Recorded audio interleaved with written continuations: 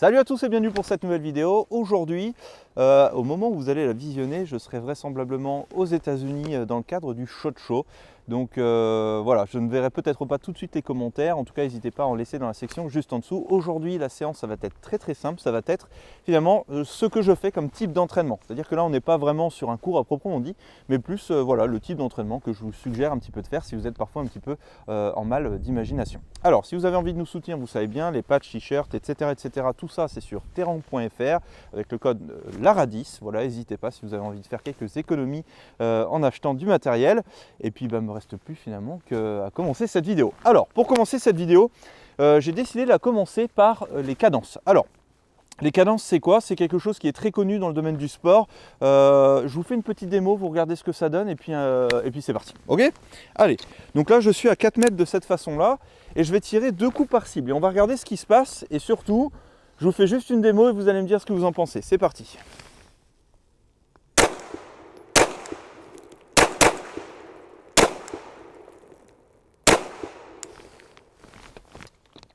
Alors là, tu peux t'approcher.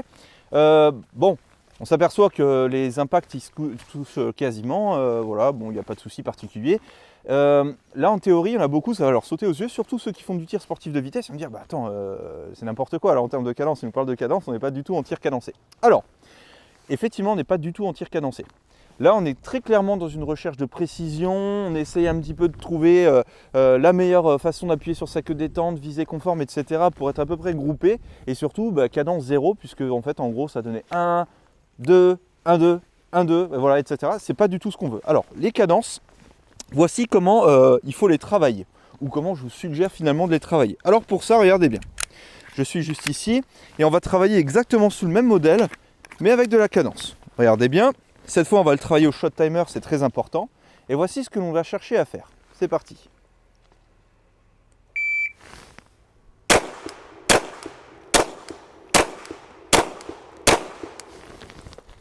Voilà. On est en 5,52.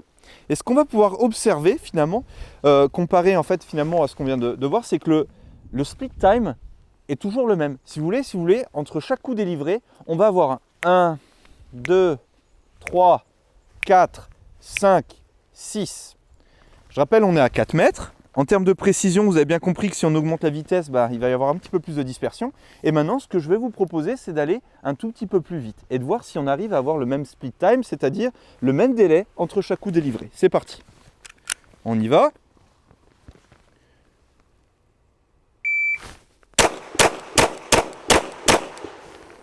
Donc là, on est un tout petit peu plus rapide, on est en 2,84. Hop, et donc du coup là-dessus, 0,38, voilà, donc c'est pas fameux non plus, 0,34, 0,38, etc. Mais on est quasiment sur les mêmes rythmes et on est en précision. Maintenant, on va essayer encore une fois d'augmenter un tout petit peu la vitesse et on va voir ce que ça donne, ok? Donc là, généralement, la précision, on le paye un petit peu, mais tac, 6 coups, on est pas mal, c'est parti, ok? Et on va regarder ce qui se passe.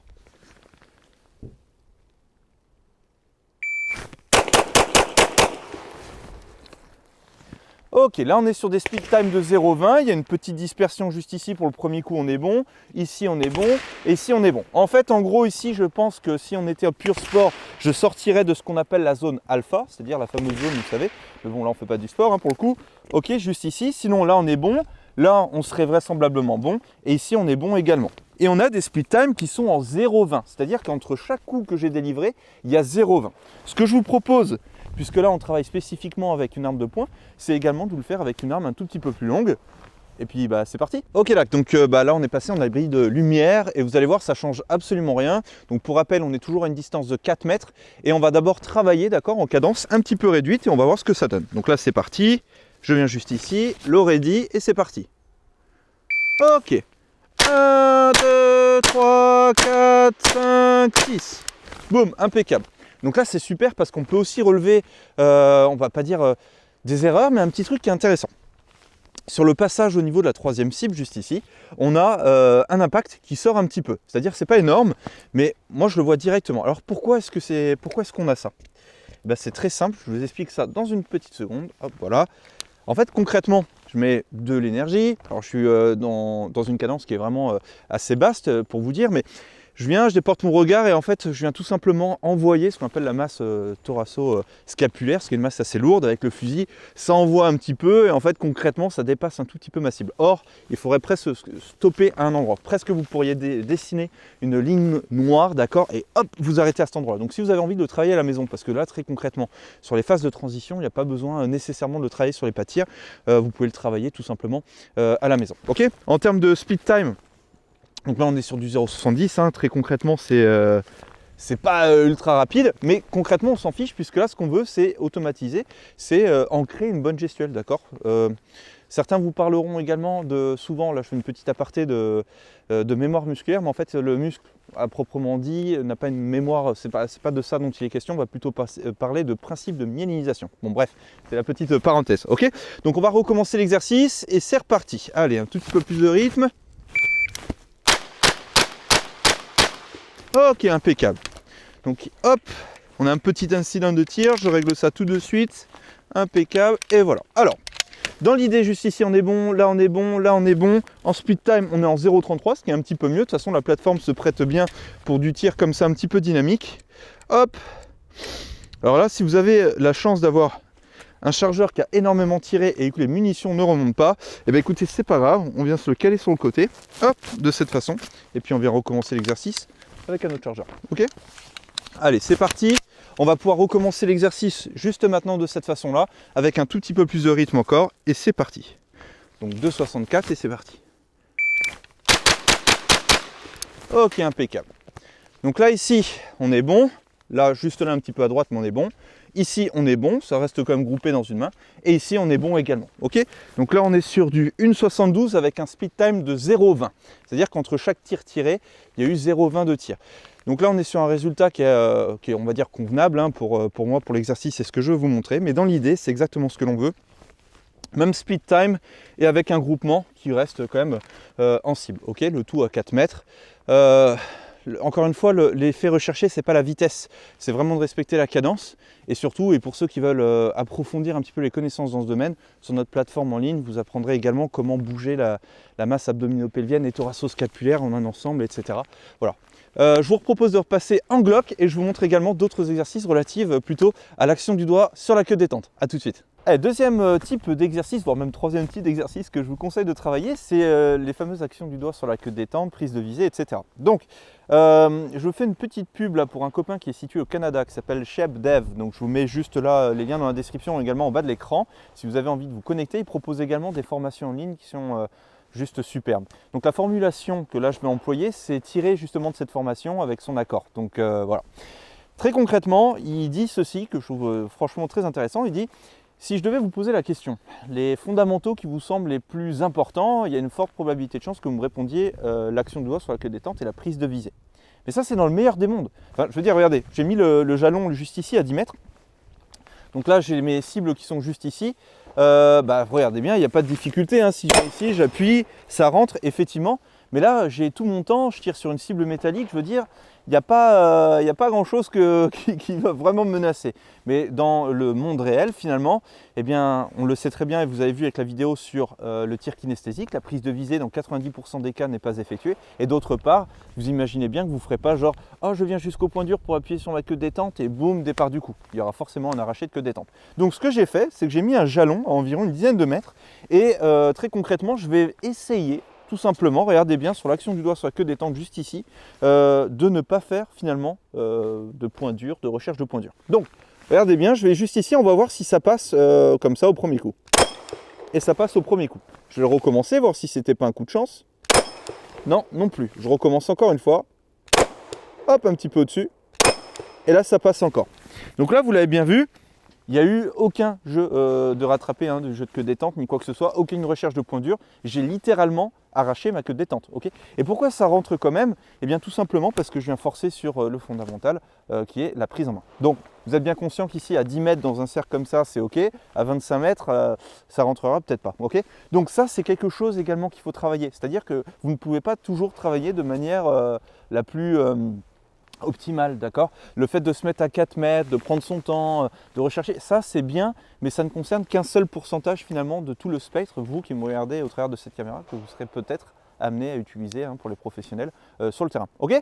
Ce que je vous propose, c'est de passer au 3e, voire 4e exercice que je pratique lorsque je suis sur un pas de tir. Allez, à tout de suite. Allez, dernière séquence que je vous propose, c'est via l'utilisation des jalons juste ici, ce qui vous permet également de pouvoir bénéficier d'un poste de tir, mais de travailler également sur ce qu'on appelle en anglais le weapon flow, donc la fluidité avec arme. Donc très concrètement, regardez, je viens juste ici, et je pourrais appliquer des tirs, hop, de cette façon, regardez bien, arme à la sûreté, le petit coup du dive-in, hop, je le bascule, et je viens pouvoir appliquer des tirs également de cette façon-là, ou alors je viens tout simplement, toc, en full gaucher ici, et pour appliquer des tirs, ok. Donc ça c'est quand même pas mal. Vous pouvez également travailler sur les jalons de cette façon en broc back, regardez bien, je viens juste ici, donc directement au sol, hop, et je vais pouvoir appliquer des tirs, hop, de cette façon, voilà, sans difficulté. Ou alors également avec la SBU prone, on n'aime pas particulièrement faire la SBU prone quand c'est plein de boue de cette façon-là, mais bon, ok. Donc la SBU prone, je viens ici sur mes appuis, je mets mon arme de cette façon-là, et là je viens pouvoir appliquer des tirs. Donc SBU prone, voilà, sans difficulté, ok. Donc ça c'est quand même pas mal, je vous conseille également de les travailler via l'utilisation des jalons. Deuxième point, on se dirige, hop, vers ce qu'on appelle les gates. Alors les gates c'est pas trop mal, puisque très concrètement ça permet de limiter le temps que vous allez avoir pour pouvoir appliquer des tirs. Pourquoi? Parce que les gens, la plupart du temps, quand ils font du tir en mouvement, ils prennent leur temps. Très concrètement, ils sont là et puis ils font ok, j'appuie, hop, et ils finissent par tirer. Donc ça marche bien, mais le problème c'est que si on a besoin de 25 mètres pour pouvoir appliquer des tirs précis, on sort un petit peu de l'exercice. Alors là j'ai mis le niveau de difficulté un petit peu plus haut, puisque là sur les jalons, à la place de le faire dans le sens qui m'aurait arrangé, c'est-à-dire d'appliquer des tirs ici, eh bien je l'ai plutôt fait ici et à 90. Vous voyez, vous pouvez faire varier en fait, soit par la direction dans laquelle vous allez vous diriger, soit d'autre part, regardez bien, hop, en mettant un angle qui va être un petit peu plus compliqué. Donc ici, ce qu'on va faire, c'est que plutôt on va arriver juste ici et là, on va tenter d'appliquer des tirs de cette façon-là dans la gate. Ce qui est assez compliqué dans le sens où 1, j'ai pas beaucoup de temps, 2, je suis dans la dynamique, et puis 3, je suis vraiment du côté fort de cette façon-là, et hop, ça finit par passer, ok. Donc ça, je vous conseille également de le travailler. Sur la gestion des appuis, etc., vous avez une vidéo qui est relative à ça sur le tir en mouvement. Ensuite, vous pouvez faire, admettons, le tour du jalon, admettons, et venir taper. Ce que je vous conseille également, bon là, vous avez vu, il pleut beaucoup, etc., ça se prête un petit peu moins à ce type d'exercice là quand il y a des cibles en papier, mais très concrètement vous arrivez genre à 4 mètres et vous venez retravailler en fait soit sur vos phases de 1, 2, 3 de cette façon, soit de cette façon là également. Donc ça il n'y a pas de difficulté, c'est ce que je vous conseille également de travailler, ok. Ensuite vous avez également sur les agrès, vous pouvez le travailler à longue distance, etc. Toutes vos phases de transition, etc. etc. Bref, vous voyez, en fait, l'entraînement, ce que je vais vous faire comprendre par là, c'est qu'il n'a jamais de fin. Vous le faites de jour, vous le faites de nuit, vous le faites... C'est ça qui est super en fait en réalité. Donc, j'espère que cette vidéo pourra vous être utile, qu'elle va peut-être vous donner pour certains certaines clés, certaines réflexions, c'est-à-dire... C'est pas bête quand même là ce qu'on a vu là avec son coup là de je bouge, je fais varier l'angle. Ah c'est pas bête ça son truc de je mets un petit peu de dynamisme dans les séances, etc. Et oui parce que là je m'adresse directement aux pros à travers de cette caméra là. De l'immobilité ça n'existe pas dans la vraie vie, ok. Il y a juste une constante, c'est le changement, il y a juste une constante, c'est le mouvement, ok. Voilà. Bon, j'espère que ça vous a plu, n'hésitez pas tout simplement à lâcher des commentaires. Et puis on se retrouve tout bientôt pour une prochaine vidéo. Prenez soin de vous et je vous dis à très bientôt. Ciao.